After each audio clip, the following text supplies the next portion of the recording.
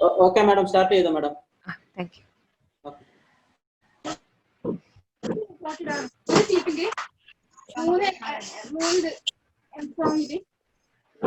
Good afternoon, one and all.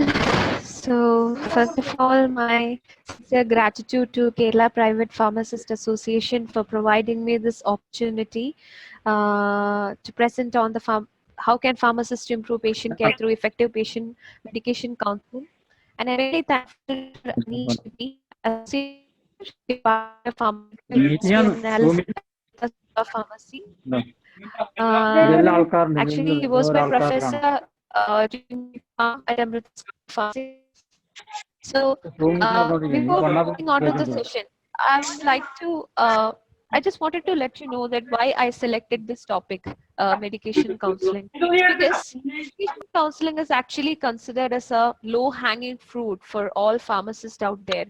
We can actually set up this, implement this patient counseling in any pharmacy setup, and this is and pharmacists are one of the key professionals that can do this role as per various national and international organization. That's what they say. So in this session, we are planning to sorry.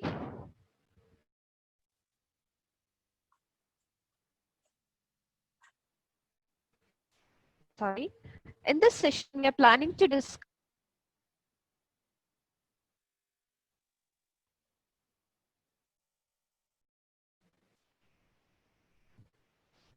shall I continue, sir? Yes, continue. Thank you. So we will be discussing on the need of patient counseling. എന്തിനാണ് patient counseling നമുക്ക് ആവശ്യം? എന്താണ് pharmacistനെ മാത്രം നമ്മൾ select ചെയ്യുന്നത്? Why not other healthcare professionals like nurses or doctors? Then what are the critical steps in patient counseling? What points we need to be considered? I mean, what points should we counsel? So steps in points ഞാൻ എൻ്റെ experience വെച്ചിട്ടും ബാക്കി literatures വെച്ചിട്ടും ബാക്കി other journals എങ്ങനെയാണ് പറയണതെന്ന് വെച്ചിട്ടാണ് ഞാൻ ഇവിടെ ഇനി ഡിസ്കസ് ചെയ്യാൻ പോകുന്നത്. And what are the challenges we pharmacists face and നമുക്ക് അതെങ്ങനെ തരണം ചെയ്യാൻ പറ്റും? And the holistic impact of patient counseling. എങ്ങനെയാണ് പേഷ്യന്റ് കെയറിനെ ഇംപ്രൂവ് ചെയ്യാൻ പോകുന്നതും എന്നാണ് നമ്മൾ ഈ സെഷനിൽ നമ്മൾ നോക്കാൻ പോകുന്നത്. So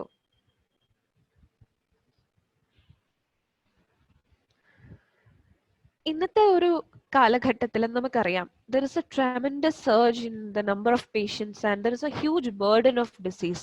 നമുക്കറിയാം ഒരുപാട് patients complains that they don't get adequate time to talk to their doctor, discuss their matters with the doctor, and actually നമ്മുടെ ഹെൽത്ത് കെയർ സിസ്റ്റം തന്നെ overburdened ആണ്. We cannot blame the doctors because the healthcare system is itself is overburdened, and there is a huge lot of patients, and actually patients get at least 10 minutes or 5 minutes to see the doctor, just tell about their complaints, diagnose it and get the medication prescribed. Apart from that, ഒരു ഡോക്ടറിന് എന്തിനാണ് ഈ medicine, by which mechanism this is acting, അങ്ങനെയൊന്നും എങ്ങനെയാണ് ഇത് effect തരുന്നതെന്നൊന്നും സംസാരിക്കാനുള്ള ഒരു communicate ചെയ്യാനുള്ള ഒരു കമ്മ്യൂണിക്കേഷൻ ഒരു ടൈം കൺസ്ട്രെയിൻസ് ഒരുപാടുണ്ട് ഇന്നത്തെ ഒരു കാലഘട്ടത്തിൽ. And it is A very നമുക്ക് പറയാം ഒരു വളരെ ബുദ്ധിമുട്ടുള്ള ഒരു കാര്യമാണെന്ന് വെച്ച് കഴിഞ്ഞിട്ടുണ്ടെങ്കിൽ studies says that the patient I mean this medication errors, നമുക്കറിയാം മെഡിക്കേഷൻ എറേഴ്സ് എന്താണെന്ന്. It's A preventable error. Actually നമുക്ക് ഒഴിച്ചുകൂടാൻ പറ്റുന്ന ഒരു എററായിരുന്നു, പക്ഷേ ഐ മീൻ പരിഹരിക്കപ്പെടാൻ പറ്റുന്ന ഒരു എററായിരുന്നു, പക്ഷേ അൺഫോർച്ചുനേറ്റ്ലി അത് പേഷ്യന്റ് ഹാം ഉണ്ടാക്കി. മേ ബി തെറ്റായ മരുന്നിന്റെ ഉപയോഗം കൊണ്ടോ മരുന്നിന്റെ ഉപയോഗ രീതികൾ കൊണ്ടോ തെറ്റായ മരുന്ന് കൊണ്ടുണ്ടായ ഒരു പേഷ്യന്റ് ഹാം. അത് ആക്ച്വലി ഉണ്ടാകുന്നതിന്റെ മെയിൻ ഫാക്ടർ എന്ന് പറഞ്ഞു കഴിഞ്ഞിട്ടുണ്ടെങ്കിൽ ഈ low health literacy among patients ആണ്. അവർ ബോധവാന്മാരല്ല അവരുടെ ഡിസീസ് എന്താണെന്നോ അവർക്ക് അവരുടെ മെഡിക്കേഷൻസ് എങ്ങനെയാണ് ആക്ട് ചെയ്യുന്നത് ശരീരത്തില്, അല്ലെങ്കിൽ പിന്നെ അത് എങ്ങനെയാണ് അവരുടെ ട്രീറ്റ്മെന്റ് പ്ലാനിനെ പറ്റി അവർക്ക് കുറെ അറിവുകൾ കിട്ടാനുണ്ട്. Actually there is A gap. So നമുക്കറിയാം ഇന്നത്തെ ആഗോള തലത്തില് മെഡിക്കേഷൻ എറേഴ്സ് കൊണ്ടുണ്ടാകുന്ന ഇഫക്റ്റ് എന്ന് പറഞ്ഞു കഴിഞ്ഞാൽ വളരെ അധികമാണ്. It's estimated that 44,000 to 1 lakh death annually and $42 billion. ഇത് ഗ്ലോബലിയാണ് ഞാൻ പറയുന്നത്. ഇത്രയും റെഗുലേറ്റഡ് സിസ്റ്റംസ് ആണ് ഫോറിൻ കൺട്രീസിലൊക്കെ ഉള്ള. അപ്പൊ ഡെഫിനറ്റ്ലി ഇന്ത്യയുടെ കാര്യം നമുക്ക് ആലോചിക്കാം. We have A very huge density of population. നമുക്കൊരു 1,000 million of disease and 348 generic drugs ആണ് as per WHO നമ്മൾ എസ്റ്റിമേറ്റ് ചെയ്തിരിക്കുന്നത് generic drugs. അതിൽ തന്നെ 60,000 to 80,000 branded drugs ഉണ്ട്. ഇത് കൂടാതെ ഒരു സ്റ്റഡി പറയുന്നത് എന്താ വെച്ചിട്ടുണ്ടെങ്കിൽ 50% of the families in India actually whenever they get a prescription, whenever they the intake self medication practices ഉണ്ട്, or prescription related ആവാം, whatever they take is either inappropriate or unnecessary. അതിന്റെ ആവശ്യം തന്നെ ഇല്ലാത്ത medications എടുക്കുന്നവരുണ്ട്.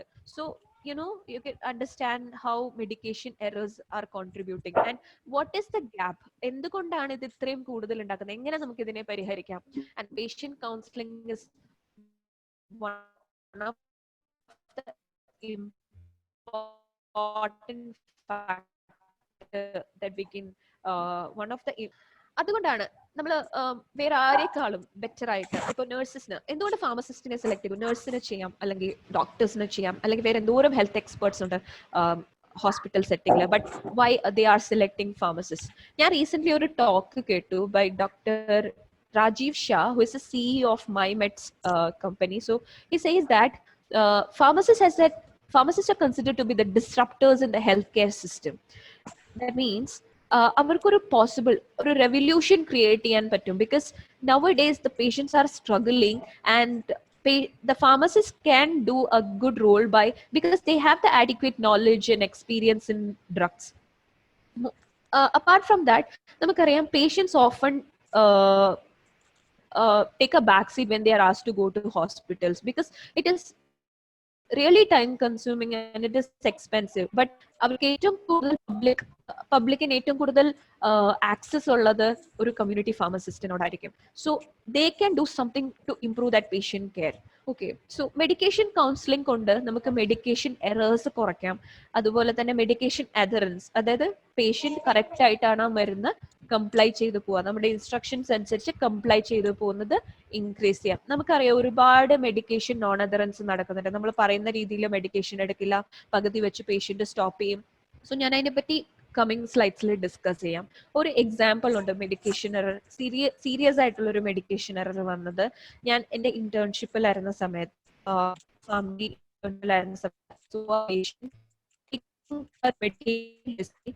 So I got to know that patient had seizure and she went to a hospital. So doctor prescribed her phenytoin 100 mg TID. She went to the pharmacy. She got the medicines. So pharmacist dispense edu that phenytoin has to be taken 100 mg tablet 3 times daily after food. Adukku parnavaru happy aayittu vittu poi. What happened was after she took the medicine for 1 month. Oru 1 month കഴിഞ്ഞപ്പോൾ പേഷ്യന്റിന് പിന്നെ seizure episodes ഒന്നും ഉണ്ടായില്ല. So what Xi did was Xi just abruptly stopped it. And what happen was ഇത് clinically അതിന്റെ ഇരട്ടി ത്രെഷോൾഡില്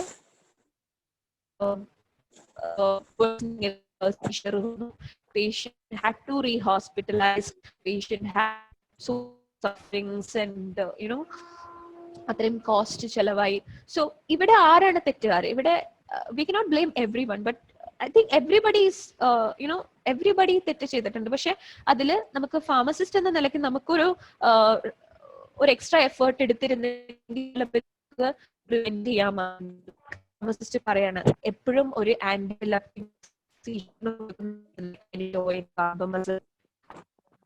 ഇതെല്ലാം നമ്മള് doctor പറയേണ്ട ഡ്യൂറേഷൻ വരെ എടുക്കും. ഇതെല്ലാം നമ്മൾ ടേക്ക് ചെയ്തേ സ്റ്റോപ്പ് ചെയ്യാൻ പറ്റുള്ളൂ. പതുക്കെ അതിന്റെ ഡോസ് കുറച്ചാണ് നമ്മൾ ഡ്രഗ് സ്റ്റോപ്പ് ചെയ്യേണ്ടത്. ഇല്ലെങ്കിൽ ഇതിന്റെ ഇരട്ടി ശക്തിയിൽ വരും. അത് നമ്മൾ ഇൻസിഡന്റ് നമുക്ക്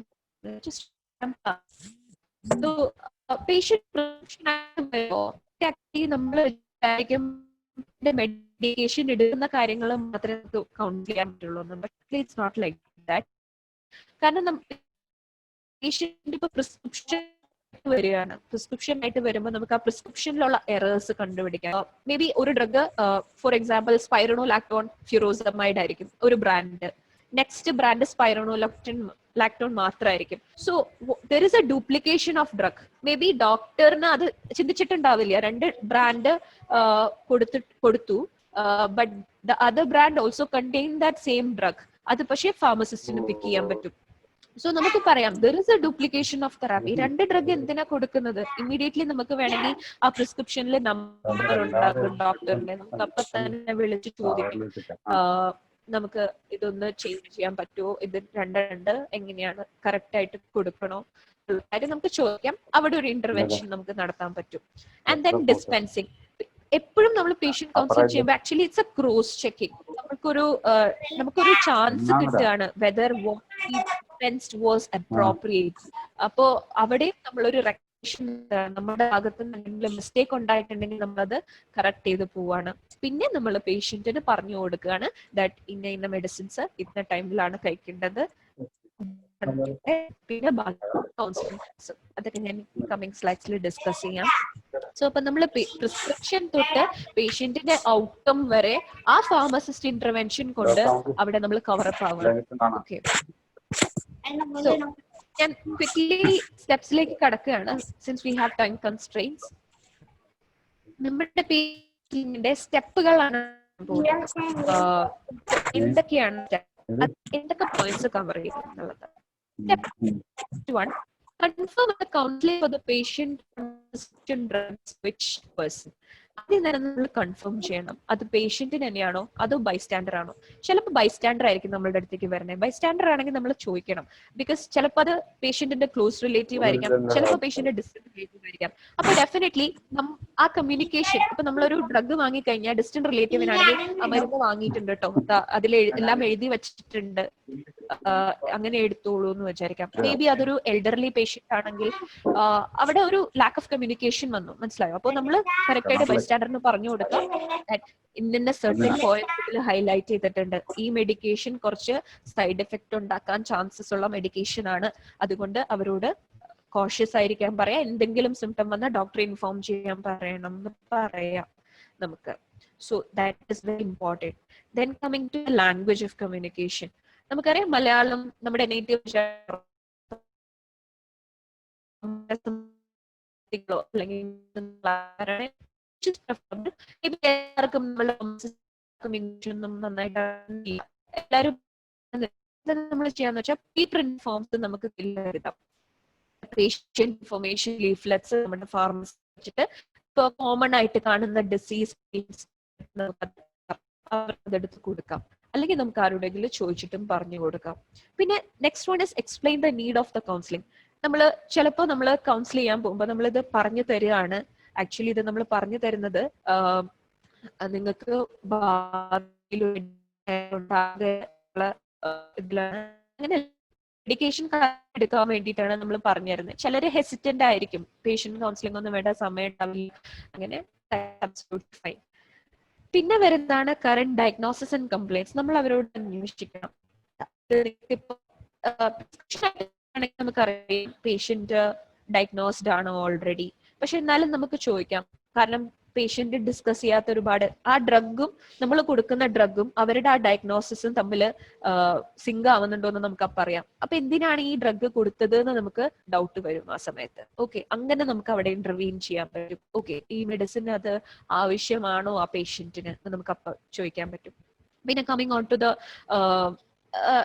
സെൽഫ് മെഡിക്കേഷൻ പാർട്ട്. ഇപ്പൊ പേഷ്യന്റ് ചുമ്മാ വന്നിട്ട് പറയാണ്, ചേട്ടാ ഒരു 3 അസിത്രോമൈസിൻ വേണം, എനിക്ക് നല്ല തൊണ്ടവേദനയുണ്ട്, പനിയുണ്ട്, ജലദോഷമുണ്ട് എന്ന് പറഞ്ഞു വരികയാണെങ്കിൽ ആക്ച്വലി അവിടെ ഈ sore throat, fever, common called, pharyngitis, bronchitis, ഇതൊക്കെ വൈറൽ ഇൻഫെക്ഷൻസ് ആണ്. നമ്മൾ ആന്റിബയോട്ടിക്സ് കൊണ്ട് അത് ഭേദമാവില്ല.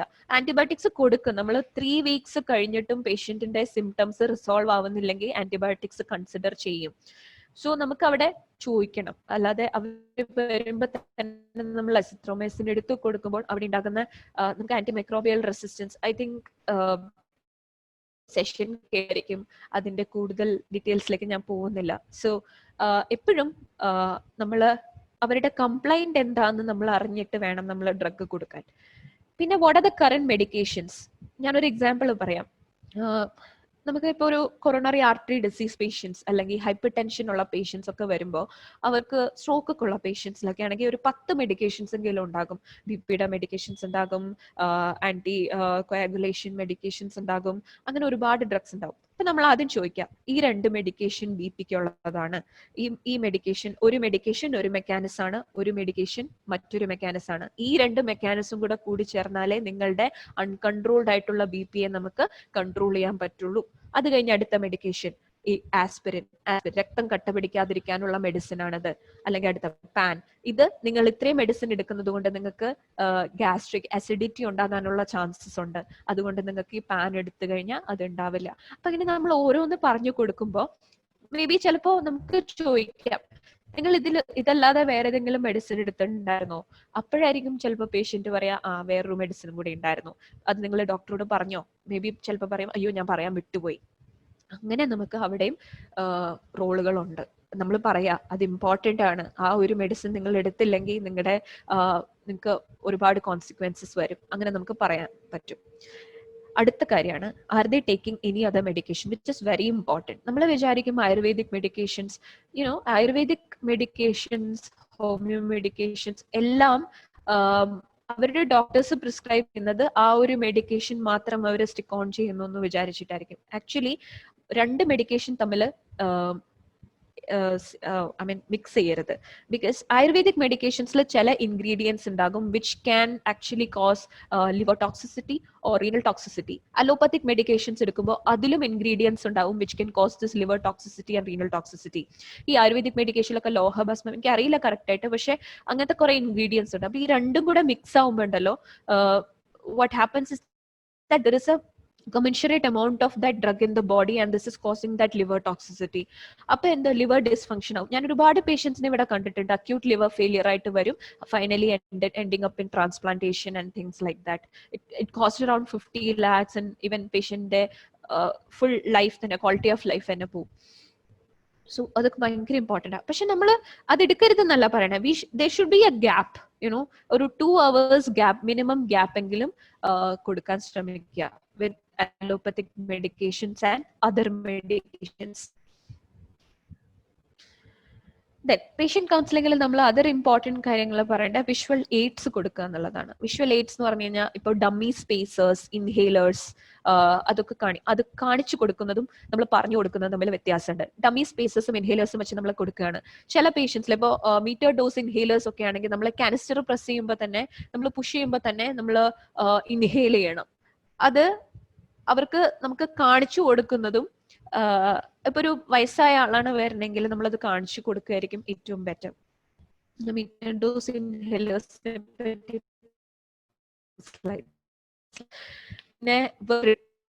ഇൻഫർമേഷൻസ്, ഞാൻ പറഞ്ഞ പോലെ വയസ്സായ ആൾക്കാർ അല്ലെങ്കിൽ കുറച്ച് ബുദ്ധിമുട്ടുള്ള ആൾക്കാർക്കൊക്കെ ആണെങ്കിൽ നമ്മൾ എഴുതി കൊടുക്കുക. അവർക്ക് പറഞ്ഞു കൊടുത്താൽ ഓർത്തിരിക്കണം എന്ന് നിർബന്ധമില്ല. സോ മെയിൻ പോയിന്റ്സ് നമുക്ക് ഹൈലൈറ്റ് ചെയ്ത് കൊടുക്കാം. പിന്നെ കൗൺസിലിംഗ് മെറ്റീരിയൽസ് പ്രൊവൈഡ് ചെയ്യുക, just like patient information leaflets, pamphlets etcetera, നമ്മുടെ ഫാർമസിയിലുള്ള കാര്യങ്ങൾ. ഇനി summarising counselling points and then question the patient. നമുക്ക് 2-3 ക്വസ്റ്റ്യൻസ് അവരോട് ചോദിക്കാം, അവര് മനസ്സിലായോ ഇല്ലേ എന്ന് നമുക്കറിയാൻ. And patiently listen to them and answer. എല്ലാം അറിയണമില്ല, നമ്മള് it is fine to refer and answer them. Provide your contact number if appropriate. ഞാൻ ഇതിൽ എന്തൊക്കെ കൗൺസിലിംഗ് പോയിന്റ്സ് എന്തൊക്കെ കൺസിഡർ ചെയ്യണം എന്നുള്ളത് ഞാൻ പറയാം. ഇതെന്ന് പറഞ്ഞാൽ ഒരു ചെക്ക് ലിസ്റ്റ് പോലെ ഞങ്ങൾ കൺസിഡർ ചെയ്യാറ്. ലൈക്ക് നമ്മളൊരു ഡ്രഗ് കൊടുക്കും, നമ്മൾ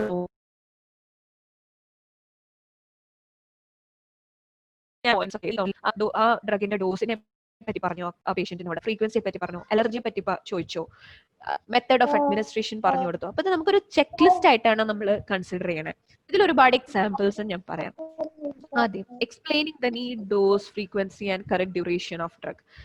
ഞാൻ നേരത്തെ പറഞ്ഞ പോലെ എന്താണ് ഡ്രഗ് എങ്ങനെയാണ് നമ്മുടെ ബോഡിയിൽ ആക്ട് ചെയ്യാൻ പോകുന്നത്, എന്താണ് നമ്മൾ ഇതിൽ നിന്ന് ഉദ്ദേശിക്കുന്നത്, നമ്മൾ എന്താണ് എക്സ്പെക്ട് ചെയ്യുന്നത് ആ ഡ്രഗ് കൊണ്ട്. പിന്നെ ഡോസ് ചിലപ്പോ പേഷ്യന്റിന്